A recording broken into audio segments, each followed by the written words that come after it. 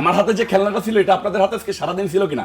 হাজার হাজার দেখুন নয়ন ভাই, আমরা ভেবেছিলাম যে আপনি তারেক রহমান গাড়ির পিছনে দৌড়ান, এটা ঠিক আছে, আপনার দলীয় লিডার, প্লিজ বলতে দেন, প্লিজ ভাই বলতে তো হবে। আপা বলতেছিলেন, দেখলাম সেম কাইন্ড, আমি ভাবছিলাম যে হয়তো আমার একটা প্রশ্ন ছিল যে আমার হাতে যে খেলনাটা আপনি ছিল নোট সেটা নেন, আপনাদের আপনি হাতে নোট ছিল নিয়ে কিনা? আমার কথা উত্তর দিবেন। হ্যাঁ, আপনার খেলনা না অস্ত্র সেটা উত্তর দিবেন। আমার কাছে এখানে ভিডিও আছে এবং ছবি আছে। হাসিনা যে কাজগুলো করতো সেটা এখন আমরা বিএনপির মাঝে দেখছি।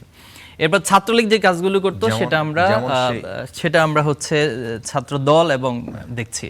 এখানে আমি খুবই মানে এসে ভাইকে দেখলাম, তো গতকালকে সারাদিন ভাইকে আমরা স্ক্রিনে দেখেছি, টিভি মিডিয়াতে দেখেছি আপনাদের মাধ্যমে। তো সেখানে দেখেছি ভাই হেলমেট পরিহিত অবস্থায় হাতে অস্ত্র নিয়ে তিনি লিড দিচ্ছেন এবং কিছু কিছু জায়গায় তিনি পুলিশ, ওটাকে কি বলে যে GA5 নাকি বলে এগুলো, আজকে যেটা আপনারা খেলনা না আজকে যেটা সারা বাংলাদেশের যে শিবির এক হাতে নিয়েছিল ওইটা। আচ্ছা আপনার বাসায় যদি খেলনা হয়ে থাকে তাহলে তো আমি খেলনার কথা আচ্ছা ঠিক আছে, যে ভাই হচ্ছে কিছু খেলনা নিয়ে শহীদ মিনারের প্রোগ্রাম ওইটার কথা বলছেন। আমি যদি একটু আপনাদেরকে দেখাই, এই যে এখানে একটা বড় খেলনা হাতে আছে, এটা সবুজ কালারের খেলনা এবং হেলমেট পরিহিত অবস্থায় আছে।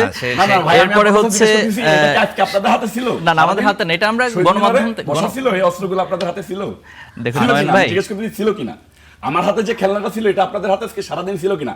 হাজার হাজার দেখুন নয়ন ভাই, আমরা ভেবেছিলাম যে আপনি তারেক রহমান গাড়ির পিছনে দৌড়ান, এটা ঠিক আছে, আপনার দলীয় লিডার, প্লিজ বলতে দেন, প্লিজ ভাই বলতে তো হবে। আপা বলতেছিলেন, দেখলাম সেম কাইন্ড, আমি ভাবছিলাম যে হয়তো আমার একটা প্রশ্ন ছিল যে আমার হাতে যে খেলনাটা আপনি ছিল নোট সেটা নেন, আপনাদের আপনি হাতে নোট ছিল নিয়ে কিনা? আমার কথা উত্তর দিবেন। হ্যাঁ, আপনার খেলনা না অস্ত্র সেটা উত্তর দিবেন। আমার কাছে এখানে ভিডিও আছে এবং ছবি আছে, আমি দেখাচ্ছি। এরপরে যেটা দেখলাম যে উনি ঢাকা আলিয়াতেও দৌড়াচ্ছেন। তো আমি ভাবছিলাম যে শুরুতে তারেক রহমানের কোনো সাপোর্ট ছিল কিনা ঢাকা আলিয়াতে, কিন্তু দেখলাম যে না, সেখানে আসলে হল দখল করার জন্য তারা গিয়েছেন এবং সেখানে রাতের বেলা স্ট্যাটাস দিয়েছে ওনাদের দখল করার জন্য, যে বিএনপির লোকজন চলে আসবে। এখন ওনারা কেন গিয়েছে এটা উত্তর ওনারা দিবে। এবং আমি প্রথম ভাবছিলাম যে উনি ঢাকা আলিয়াতে পড়েন, আমি কয়েকজনকে জিজ্ঞেস করেছিলাম, কেউ বলতে পারে না যে তিনি ঢাকা আলিয়ার স্টুডেন্ট। তাহলে ঢাকা আলিয়ার স্টুডেন্ট না হয়ে আপনি কেন সেখানে যাবেন, সেখানে হল দখলের জন্য সেখানে যাবেন, কি জন্য গিয়েছিলেন? এবং সেখানে গিয়ে শুধু শিক্ষকদের হামলার কথা তো বলেছে, শিক্ষকদের ল্যাপটপ চুরি করা হয়েছে এবং অনেক কিছু সেখান থেকে চিন্তা করে নিয়ে আসে, যেটা ওনাদের চাঁদাবাজি চিন্তাকারী হিসেবে অলরেডি এস্টাবলিশড হয়ে গেছে। ঠিক একই নমুনাগুলো দেখাচ্ছেন। তো এখন আমাদের প্রশ্ন হচ্ছে যে এই যে কাজগুলো হচ্ছে, এটার জন্য তো আসলে ক্ষমতা পরিবর্তনের জন্য তো আমরা জীবন দেই নাই। আপনারা তো ধান খেতে কাটিয়েছেন। ওনার কিছু বিষয় আমি সম্ভবত মিডিয়াতে চোখে পড়েছে, উনি ওনার নির্যাতনের শিকার হয়েছেন, অনেক গল্প আছে, ওনার কারা নির্যাতিত হয়েছেন। তো এই যে গল্পগুলো ভুলে যান কেন ভাই? হাসিনাও তো আগে তো অতীত থেকে শিক্ষা যদি নিত, তাহলে হাসিনার পরিণতি তো আজকে এইভাবে হতো না। আর আপনাদের কাছে তো এখন চাক্ষুষ প্রমাণ, এবং এই প্রজন্ম পুরাটা এখন প্যারালালি আপনাদের সামনে আছে, আপনাদের চারপাশে অবস্থান করতেছে। তাহলে এই প্রজন্মকে আপনারা বোকা বানিয়ে এই কাজগুলো কেন করছেন? আপনি ব্যাংক দখলের কথা তিনি বলেছেন, আপা বলেছিলেন যে এটা মানব জমিনের রিপোর্টের আলোকে আছে, আপনি ইত্তেফাকে আছে, অনেকগুলো মিডিয়াতে সেটা এসেছে।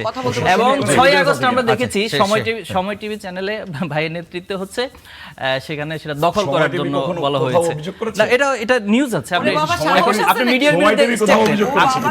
মিডিয়ার বিরুদ্ধে স্টেপ নেন, মিডিয়া কেন নিউজটা করলো, আপনি স্টেপ নিতে পারেন, আপনি তো ক্ষমতায় আছেন, তো এই যে পেটের ক্ষুধা দীর্ঘদিন আসলে ওই যে বলে না খাওয়া দাওয়া যাদের অভ্যাস, এখন দীর্ঘদিন 15 বছর যে না খেয়ে থাকার অবস্থা, আমার কাছে মনে হয় পুরাটাই প্র্যাকটিক্যাল একটা রূপ আমরা দেখতে পাচ্ছি।